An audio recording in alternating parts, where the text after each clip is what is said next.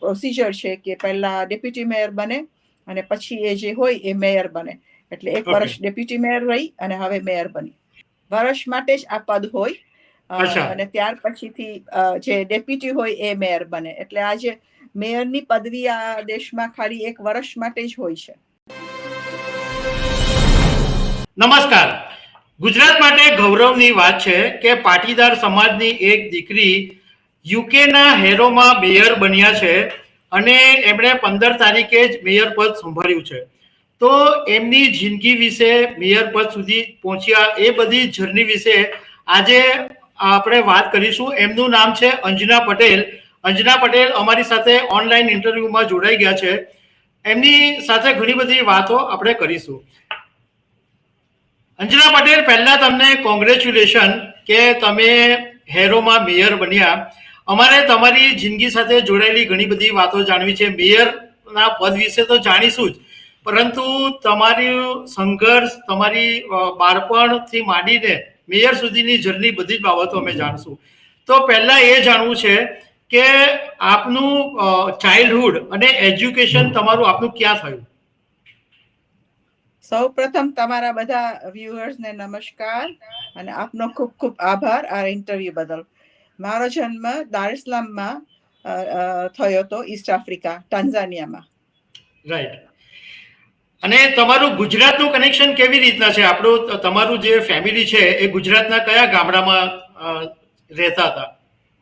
મારા પપ્પા ચરોતરમાં બોચાસણ ગામમાં જન્મેલા અને મારા મમ્મી અડાસ ગામમાં જન્મેલા, જે ત્યાંથી બહુ નજીક છે. એટલે આપણે કહીએ ને ગુજરાતમાં ચરોતર, આણંદ ડિસ્ટ્રિક્ટમાં. Right right right. તો તમે દાર es Salaam, તમારો જન્મ તમે કીધું કે ત્યાં થયો, તો તમારું જે એજ્યુકેશન છે એ ભણતર બધું ત્યાં થયું કે પછી કોઈ બીજા સ્ટેટમાં પણ થયું? અમારું ભણતર 1970 સુધી દાર es Salaamમાં થયું અને ત્યાં મારા પપ્પા ટીચર હતા અને અમે એ જ સ્કૂલમાં ભણતા હતા જ્યાં મારા પપ્પા ટીચર હતા, દાર es Salaamમાં. પછી 1970માં અમે ઇન્ડિયા આવ્યા અને સાવ અમારા ગામમાં બોચાસણમાં થોડું ભણ્યા 2 વર્ષ અને પછી 2 વર્ષ ગુજરાત યુનિવર્સિટીમાં ગયા અને પછી 1975માં અમે બધા લંડન આવ્યા. જી જી. તો આપના માતાજી શું કરે છે, અંજના પટેલ? મારા મમ્મી તો અત્યારના 89 year old છે અને મારા મમ્મી એમનું આખું જીવન હાઉસવાઈફ હતા. ઓકે. અને તો જી જી, 40 વર્ષની ઉંમરે મારા મમ્મી વિધવા થયેલા. ઓહો, એટલે 40 વર્ષની ઉંમરમાં તમે તમારા પિતાની છત્રછાયા ગુમાવી દીધેલી. મારા પિતાની છત્રછાયા અમે 1975માં ગુમાવી. મારા મમ્મી 40 વર્ષની ઉંમરના હતા. ઓકે ઓકે ઓકે મમ્મી 89 છે. Okay, sorry. ઓકે. અને તમે પછી વિદેશ એટલે યુકે જવાનું કેવી રીતના થયું? અમે લોકો, અમારી પાસે ઓલરેડી બ્રિટિશ પાસપોર્ટ હતો. એ જમાનામાં બ્રિટિશ સબ્જેક્ટ પાસપોર્ટ હતા અમારી પાસે. મારા પપ્પા એકલા લંડન 1975 સપ્ટેમ્બરમાં આવ્યા અને વિધિન વીક, અઠવાડિયાની અંદર મારા પપ્પા ગુજરી ગયા, એમનું દેહાંત થયું. અને એ ગુજરી ગયા પછી અમે 3 બેન, 1 ભાઈ અને મારા મમ્મી પછી અમે લંડન આવ્યા એમના ગુજરી ગયા પછી. ઓકે. તો જ્યારે તમારા પિતાના નિધનના સમાચાર મળ્યા તો એ વખતે તમે ક્યાં હતા અને એ વખતના તમારી સ્થિતિ બહુ જ કપરી હશે એવું મારું માનવું છે. જ્યારે પપ્પાના સમાચાર અમને મળ્યા ત્યારે અમે કોલેજમાં હતા. એટલે અમને ઘરે બોલાવ્યા અને કહ્યું કે આવી રીતે પપ્પાને ગુજરી ગયા છે. અને ત્યાર પછીની જે હાલત હતી એનું વર્ણન કરવું કાઇન્ડ ઓફ અશક્ય છે. કે મારા પપ્પા અમારી માટે બહુ, આપણે બધા ફેમિલીમાં પિતાનો જે રોલ હોય એ મારા પપ્પાનો એ રોલ હતો અને અમે લોકો બહુ યુઝ ટુ હતા મારા પપ્પાથી. અને હું મારા પપ્પાને મારા ફ્રેન્ડ તરીકે પણ ટ્રીટ કરતી હતી. એટલે મારી માટે તો એ બહુ આઘાતના સમાચાર હતા. અને આવ્યા પછી જેમ બને એમ જલ્દી કહ્યું હતું કે લંડન આવો, એમનું ફ્યુનરલ કરવાનું છે, કેમ કે એમની અંતિમ વિધિ એ લોકોએ કરી નથી. એટલે અંતિમ વિધિ કહ્યું કે ફેમિલી આવે ને પછી જ કરે. એટલે અમે બધા પછી ઓચિંતાના 3 વીક પછી અમે બધા લંડન આવ્યા. અને એ જે આપણે જીવનમાં એવું હોય છે કે તમે કોઈ વસ્તુ પહેલી વખત કરતા હોય તો એ વસ્તુ તમને બરાબર યાદ હોય, એ પણ આપણે એડલ્ટ બન્યા પછી. મારા કેસમાં જ્યારે હું પહેલી વખત મારી જિંદગીમાં ફ્લાઇટમાં બેઠી, તો એ ટાઈમ હતો કે અમે લંડન આવ્યા. કે પહેલા જ્યારે દાર es salaam થી ઇન્ડિયા જતા હતા તો આપણે સ્ટીમરમાં જતા હતા. અત્યારના બધા ક્રૂઝ કે છે, પણ એ ટાઈમમાં ત્યારે બધી સ્ટીમરમાં બધા ટ્રાવેલ કરતા હતા. એટલે રાઈટ. ફ્લાઇટમાં હું કોઈ વખત બેઠી નથી. તો એ મારી પહેલી ફ્લાઇટ હતી. પણ અત્યારના જ્યારે હું વિચાર કરું બેસીને, તો મને એ મારી પહેલી ફ્લાઇટનું મને કાંઈ કરતા કાંઈ યાદ નથી કે હું કેવી રીતના ફ્લાઇટમાં ચડી હતી, ક્યાં આગળ બેઠી હતી, મેં શું ખાધું હતું, હું શું કરતી હતી, મને કાંઈ યાદ નથી. એ આખી મારી મેમરી બધી બ્લેન્ક થઈ ગઈ છે. અંજના પટેલ, ગુજરાતીમાં એક કહેવત છે કે દીકરી વાલનો દરિયો કહેવાય, અને કોઈ પણ પિતા હોય એ દીકરી માટે હીરો જ હોય. એટલે હું સમજી શકું છું કે તમારા માટે એ બહુ કપરી ક્ષણ હશે. તમે લંડન ગયા પછી સૌથી પહેલા તમે કયા શહેરની અંદર એસ્ટાબ્લિશ થયા? લંડન આવ્યા ત્યારે અમારા ગામના અને ત્યાં આફ્રિકા ટાંગામાં રહેતા અમારા એક કુટુંબીજન હતા, જેની અમે બહુ ક્લોઝ હતા. ત્યારે અમે પહેલી વખત અહીંયા રહેવા આવ્યા. એ એરિયાનું નામ હતું ટુટિંગબેક, સાઉથ લંડન. ત્યાં આવ્યા અને અમારા એ કુટુંબી કાકી હતા, જેના ઘરે અમે રહ્યા 5 જણા. એ નાના 3 બેડરૂમના ઘરમાં અમે બધા સાથે રહ્યા, અને એમનું ઓલરેડી મોટું ફેમિલી હતું. બરાબર છે. ઓકે, તો એ પછી તમે તમારી જે જિંદગીની શરૂઆત, એટલે તમે તમારી કેરિયરથી માંડીને બધું જે છે એ તમે પછી કેવી રીતના શરૂ કર્યું? અહીંયા આવ્યા પછી બધું અહીંયા ને ઇન્ડિયામાં ને આફ્રિકામાં બહુ ફેર છે. અને અમે જે ટાઈમમાં અહીંયા આવ્યા હતા ત્યારે અહીંયા ઠંડી પડવાની શરૂ થઈ ગઈ હતી. અને આવ્યા પછી પપ્પાનું ફ્યુનરલ કર્યું 1 વીક પછી. અને જેવું ફ્યુનરલ પત્યું એટલે તરત જ અમને લોકોને જોબ શરૂ કરવાની હતી, કે પૈસાની જરૂર હતી. એટલે અમને 3 બહેનોને કામ કરવાનું હતું. તો અહીંયા એક આપણા જ માણસ હતા, આપણા પટેલ જ હતા, જેની પાસે દુકાનો હતી. તો મારા એક દૂરના મામાએ અમારી માટે જોબ તૈયાર કરી કે અમે લોકો એ દુકાનમાં કામ કરવા જઈએ. એટલે અમને દરરોજે સવારના 7 વાગે પિકઅપ કરવા આવે અને રાતે 7 વાગે મૂકી જાય, અને 6 દિવસ એમની દુકાનમાં કામ કરવાનું. એવું એક કન્ફેક્શનરીની દુકાનમાં, આપણે કહીએ ને સુપર માર્કેટ જેવી દુકાનમાં અમે કામ શરૂ કર્યું, મેં અને મારી એક બેને. અને ત્યાર પછી કામ કરતા હતા, અને જેના ઘરે રહેતા હતા એ ભાઈઓને વાત કરી કે આવું કામ અમારે નથી કરવું, કે હું ત્યાં આગળ બીકોમ થતી હતી ઇન્ડિયામાં, એટલે મને ઓફિસ જોબ જોઈતી હતી. ત્યારે અમને લોકોને એવું કહેવામાં આવ્યું હતું કે અમને લોકોને ઓફિસ જોબ ના મળે, અમને તો ફેક્ટરીમાં જ કામ મળી શકે, બીજે ક્યાંય ના મળે. અને ત્યારે મને ખૂબ દુઃખ થયું કે મારા પપ્પા એકલાએ થઈને અમને 3 બહેનોને અને મારા ભાઈને ભણાવ્યા, અમારું બધું આટલું બધું દેખભાલ કરી અને આટલો અમારી પાછળ ખર્ચો કર્યો, અને પછી અમારે આવું કામ કરવાનું. એટલે ત્યારે મને થોડુંક બહુ દુઃખ થયું, અને મેં મનમાં નક્કી કર્યું કે ભલે એ લોકોએ કહ્યું, પણ કરવું તો મારા હાથમાં છે ને. અને મારા પપ્પાએ અમને એજ્યુકેશન આટલું સરસ આપ્યું છે. આફ્રિકામાં અમને બધું એજ્યુકેશન ઇંગ્લિશમાં આપ્યું હતું. ઇન્ડિયા ગયા પછી અમે બધું ગુજરાતીમાં ભણ્યા, હિન્દી ભણ્યા, સંસ્કૃત ભણ્યા. તો આટલું બધું આપણી પાસે એજ્યુકેશન હોવા છતાં કેવી રીતના આપણે આવી રીતે સાવ આવો જોબ કરીએ કે ફેક્ટરીમાં જઈએ. એટલે મારી એક બાજુ હું કામે પણ જતી અને એક બાજુ મારી શોધ પણ ચાલુ હતું. એવામાં પપ્પાના એક ફ્રેન્ડ હતા ટીચર, એ બેને અમને લોકોને મદદ કરી. અમારા ઘરે આવ્યા તો એમણે મને કહ્યું કે અહીંયા છે એક જગ્યાએ જે યુથ ક્લબ કહેવાય, તો ત્યાં તારે જવું દર વીકે એક વખત, અને જોવું કે ત્યાં આગળ કાંઈ જોબ ઓપોર્ચ્યુનિટી આવે કે કોઈ ટ્રેનિંગ ઓપોર્ચ્યુનિટી આવે તો તને મળશે, અને તું એ કરીશ તો તને આગળ વધારે ઓપોર્ચ્યુનિટી મળશે. તો હું કામે જતી. પછી જ્યારે જરાક 2-3 કલાક ઓફ આપતા એક વીકમાં એક વખત, ત્યારે હું ત્યાં જતી. અને ત્યાં મને એક વખત મળ્યા 3 ડિફરન્ટ ઓર્ગેનાઇઝેશન, જે લોકો એક કોર્સ રન કરતા હતા. એ અબાઉટ 3 મહિનાનો કોર્સ હતો, જેમાં એ બધી અમને ત્યાંની સ્કિલ્સ શીખવાડતા હતા. ઇન્ડિયામાં મારા પપ્પાએ અમને ઓલરેડી ટાઈપિંગ શીખવાડ્યું હતું, તો મેન્યુઅલ 40ની સ્પીડનું ટાઈપિંગ ઓલરેડી કરતા હતા અમે લોકો બધી બહેનો. તો પછી અહીંયા જે બધી સ્કિલ્સ મળી, પછી બધી બેંકોમાં એપ્લાય કર્યું, કેમ કે at the end of the day તો બેંકમાં કામ કરવું હતું. અમને લોકોને કહ્યું હતું કે જોબ ના મળે, પણ આ જે કર્યું ને અમે લોકોએ, મેં અને મારી બેને બંને આ જે કોર્સ કર્યો ને, પછી અમે એપ્લાય કરી બધી બહુ બેંકોમાં જોબ. તો મને 2 બેંકમાંથી ઓફર આવી જોબની.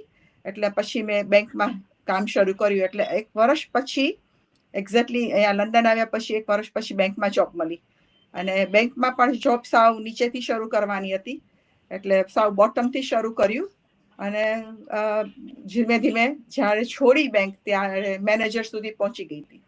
ઓહ વાહ, વેરી ગુડ. અંજના પટેલ, એ પૂછવું છે કે રાજકારણમાં જવાનું છે એવું જિંદગીમાં ક્યારેય વિચારેલું ખરું? ના, કોઈ દિવસ નહીં, કે ઘરમાં કોઈ દિવસ એવું એટમોસ્ફિયર નહોતું, આજુબાજુમાં કે એક્સટેન્ડ ફેમિલીઝમાં કે ફ્રેન્ડ્સમાં કોઈ પોલિટિક્સમાં નહોતું, એટલે કોઈ દિવસ એવું તો વિચાર્યું જ નહોતું કે હું પોલિટિક્સમાં જઈશ. પણ ઓકે. અહીં આવ્યા પછી લગ્ન થયા પછી 2 દીકરા થયા, અને ત્યાર પછી ઓબ્વિયસલી મેરેજ ડિડન્ટ વર્ક, અને ડિવોર્સ થયા, એટલે આખી જિંદગી આખી સ્ટ્રગલમાં ગઈ. અને ઓકે. પછીથી થોડા વર્ષો પછી જ્યાં રહેતી હતી ઈસ્ટ લંડનમાં, ત્યાંથી અહીંયા હેરોમાં મૂવ થઈ. તો હેરોમાં મૂવ થઈ પછી જે દીકરાની માટે સ્કૂલની એડમિશનની એપ્લિકેશન કરી હતી, એ સ્કૂલમાં દીકરાને ના મળ્યું એડમિશન. અને આમે જોતા હતા કે ઘણી બધી બાબતમાં ઇનજસ્ટિસ થાય છે અહીંયા, ઘણા બધા ફિલ્ડમાં. અને જ્યારે એ થયું ત્યારે ખબર પડી કે બધા કાઉન્સિલરને કોન્ટેક્ટ કરવાનું કહ્યું, એમપીને કોન્ટેક્ટ કરવાનું કહ્યું, બધાને કોન્ટેક્ટ કર્યા, પણ કોઈ જવાબ ના આપ્યો. અને ત્યાં એ ટાઈમ બહુ થોડોક ડિફિકલ્ટ હતો, કે નવો એરિયા, દીકરા માટે નવી સ્કૂલ, અને એમાં પણ પાછું એડમિશન ના મળવું. અને પછીથી દીકરાને મોકલ્યો પ્રાઇવેટ સ્કૂલમાં થોડો વખત માટે. અને ત્યાર પછી બધા ભેગા થઈને નક્કી કર્યું, કે મેં નહીં પણ બધા ભેગા થઈને નક્કી કર્યું કે પોલિટિક્સમાં જવું બહુ જરૂરી છે, અને આપણો અવાજ સંભળાય. કે બીજી બાબતમાં એ થયેલું, મંદિરના કાર પાર્કની બાબતમાં ઇસ્યુ હતો બહુ મોટો, એ બીજી કાઉન્સિલમાં હતો, અહીંયા હેરા કાઉન્સિલમાં નહોતો. અને એની બાબતમાં આપણને એવું લાગ્યું કે થોડું અનફેર ડિસિઝન હતું જે કાઉન્સિલે લીધું, કે તમે 15 વર્ષ સુધી કોઈને કાર પાર્ક કરવા દો, અને ઓચિંતાનું તમે કોઈને ના પાડો કે કોઈ રીઝન વગર, તો એ બરાબર નથી. અને એવું લાગ્યું કે આપણને અનફેર ટ્રીટમેન્ટ કરી. અને બધું ભેગું થવાથી એવું લાગ્યું બધાને કે આપણું વોઇસ હોવો જરૂરી છે અહીંયા પોલિટિક્સમાં, આપણે રેપ્રેઝન્ટેશન હોય તો આપણે બોલી શકીએ. એમ કરીને બધાએ નક્કી કર્યું. તો ઘણા ઊભા પોલિટિક્સમાં, મને પરાણે ઊભી રાખી હતી, મારે નહોતું ઉભર્યો, કે મને પોતાને ખબર નથી કે અહીંયા કાઉન્સિલરનો જોબ શું હોય, કાઉન્સિલરે શું કરવાનું. આ પહેલા જ્યારે હું ઈસ્ટ લંડનમાં રહેતી હતી ત્યારે જ્યારે સ્કૂલ હોય, અહીંયા સ્કૂલમાં ગવર્નર હોય, તો હું સ્કૂલની ગવર્નર બની હતી, કે મારા છોકરાઓ સ્કૂલે જતા હતા, તો મને અહીંયાની સિસ્ટમ વિશે જાણવું હતું, કે એ લોકો હોમવર્ક નતા લઈ આવતા ઘરે. તો મને થાય કેમ હોમવર્ક નથી લાવતા. ત્યારે હું ગવર્નર બની. 8 વર્ષ સુધી હું ઈસ્ટ લંડનમાં ગવર્નર હતી સ્કૂલની. ઘણા બધા કોમ્યુનિટી માટે કામ કરતી, જે કંઈ કામ હોય નાનું મોટું, કોઈને કઈ સેવાની જરૂર હોય તો કરતી, એવું બધું કરતી હતી. પણ ઓફિશિયલી હું કોઈ દિવસ કશામાં ઇન્વોલ્વ નથી થઈ. અને પછી અહીંયા આવ્યા પછી જ્યારે દીકરાનું આવું થયું, અને બધાએ નક્કી કરીને પરાણે મને ઊભી રાખી, તો હું ઊભી રહી ઇલેક્શનમાં. અને મને એવી જગ્યાએથી સીટ મળી હતી કન્ઝર્વેટિવ પાર્ટીમાંથી, કે જ્યાં વિન ના થવાય. પણ મને ખબર હતી કે મને મારા ભગવાનના અને મારા ગુરુ પ્રમુખ સ્વામી મહારાજના આશીર્વાદ હતા, કે મને આશીર્વાદ મળ્યા હતા, અને કહ્યું હતું કે ઉભા રહો એમ. અને જ્યારે હું ઊભી રહી અને ખબર હતી કે મારા મહારાજના અને બાપાના આશીર્વાદ છે, એટલે મેં પછી બરાબર મહેનત કરી. અને લગભગ 3 મહિના જેટલી હશે મને સીટ મળીને, 3 મહિનામાં ઇલેક્શન હતું. એટલે મેં ખૂબ મહેનત કરી, વીકડેઝમાં સાંજે કામેથી આવીને, વીકેન્ડના આખો દિવસ કરીને. અને એ જે મારી મહેનત હતી ને, એ રંગ લાવી તે દિવસે. અને હું એ સીટ જીતી ગઈ. અમે 3 કન્ઝર્વેટિવ ઉભા હતા, એમાંથી હું એકલી જીતી, અને અમે લેબરની સીટ લીધી ત્યારે. બરાબર છે. એવી રીતના પોલિટિક્સમાં આવી. એટલે આમ કહીએ ને તો એક્સિડન્ટલી પોલિટિક્સમાં આવી, એવું નતું બધાને, આપણે વિન તો થવાના નથી, પણ હું એકલી વિન થઈ ગઈ. અંજના પટેલ, અમે તમારા વિશે થોડી એવી જાણકારી મેળવેલી છે કે તમે પહેલેથી તમે બહુ ફાઇટર છો, અને ખોટું ક્યારેય પણ ચલાવતા નથી, તમે લડો છો. એ કદાચ જે તમારો ગુણ હતો એ તમને કામ લાગ્યો. હવે તમે કોર્પોરેશનની ચૂંટણી જીત્યા, એ પછી તમને શરૂઆતમાં કઈ કઈ જવાબદારીઓ મળી મેયર બનતા પહેલા? હું 2002માં જ્યારે ચૂંટાઈને આવી ત્યારે અમે ઓપોઝિશનમાં હતા. અને ત્યારે મને પાર્ટીની આસિસ્ટન્ટ ચીફ બનાવી હતી, ડેપ્યુટી ચીફ હતી મારા ગ્રુપની, વીપ હતી ત્યારે હું. અને પછીથી મને એ લોકોએ વિપ બનાવી 2 વર્ષ પછી અમારા ગ્રુપની હેરોમાં કન્ઝર્વેટિવ બરાબર પાર્ટીની. અને બરાબર પછી અમે 2006 ઇલેક્શન અમે લોકો જીત્યા કન્ઝર્વેટિવ પાર્ટી. એટલે અમે જ્યારે ઇલેક્શન જીત્યા ત્યારે મને પહેલું કેબિનેટ પોઝિશન પોર્ટફોલિયો આપ્યો હતો કમ્યુનિટી ને કલ્ચર બરાબર સર્વિસીસનો મને પોર્ટફોલિયો આપ્યો. એ મેં 2 વર્ષ સુધી કર્યો. ત્યાર બરાબર પછી મને 2 વર્ષ માટે સ્કૂલ્સ એન્ડ ચિલ્ડ્રન સર્વિસીસનો પોર્ટફોલિયો આપ્યો હતો, જે અમારી અહીંયા હેરોની બધી સ્કૂલ ને કોલેજીસ ને બધું અમારી નીચે આવતું હતું. તો એ 2 બરાબર વખતે મને જવાબદારી હતી મારે આ 2 પોર્ટફોલિયો 4 વર્ષમાં આ બે પોર્ટફોલિયો કર્યા. 2010 હું ઇલેક્શન હારી ગઈ. પછીથી 2014 મને એવી સીટ આપી હતી કે જે હું વિન ના કરી શકું, લેબરની સીટ હતી. તો ત્યાં મેં બહુ મહેનત કરી અને એની જો માર્જિન હતું એ ઓછું કર્યું. અને પછી 2018 હું પાછી ઇલેક્શન જીતી બેલમોન્ટ વોર્ડમાંથી. અને ત્યાર પછી ત્યારે અમે ઓપોઝિશનમાં હતા. અને હમણાં 2022 અમે પાછા કન્ઝર્વેટિવ પાર્ટી હેરોની કાઉન્સિલ જીતી ગયા. તો મને આપ્યો તો પોર્ટફોલિયો એન્વાયરમેન્ટ અને કમ્યુનિટી સેફટી નો પોર્ટફોલિયો મારા પાસે હતો, જે હું નિભાવતી હતી. અને એ 2 વર્ષ કર્યો. અને પછી ગયા વર્ષેથી આ વર્ષ સુધી મને ડેપ્યુટી મેયરની પોઝિશન કરવાની હોય. અહીંયા એ પ્રોસિજર છે કે પહેલા ડેપ્યુટી મેયર બને અને પછી એ જે હોય એ મેયર બને. એટલે 1 વર્ષ ડેપ્યુટી મેયર રહી અને હવે મેયર બની. તો આ મેયર કેટલા વર્ષ સુધી હોય છે? વર્ષ માટે જ આ પદ હોય. અને ત્યાર પછીથી જે ડેપ્યુટી હોય એ મેયર બને. એટલે આ જે મેયરની પદવી આ દેશમાં ખાલી 1 વર્ષ માટે જ હોય છે. ઓકે, અંજના પટેલ, તમે કન્ઝર્વેટિવ પાર્ટીની વાત કરી, તો ઋષિ સુનક અને જે બીજા મોટા મોટા લીડરો છે કદાચ એ પાર્ટીમાંથી જ હતા, તો એ લોકોની સાથે તમારી કોઈ મુલાકાત થઈ છે? હા, જેટલા અમારા જે લીડર હતા કે અમારા જે પ્રાઇમ મિનિસ્ટરો હતા કન્ઝર્વેટિવ પાર્ટીના, એ બધાને હું બહુ સારી રીતના મળી છું. અને એમાં પણ જે બોરિસ જોન્સન જે હતો એની સાથે તો મને ખૂબ સારા સંબંધ હતા, કેમ કે એ જ્યારે GLA જ્યારે મેયર બન્યા હતા, 2 વખત મેયર બન્યા લંડનના, ત્યારે મેં એમની સાથે ખૂબ કામ કર્યું છે. એટલે એમની સાથે મારા ખૂબ સારા સંબંધો હતા.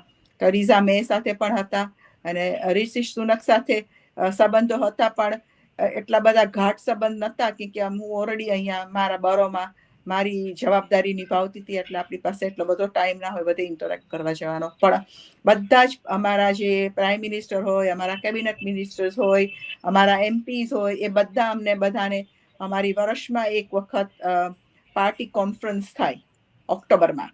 અને અમે એ પાર્ટી કોન્ફરન્સમાં જઈએ ત્યારે અમને અમારા બધા મળે.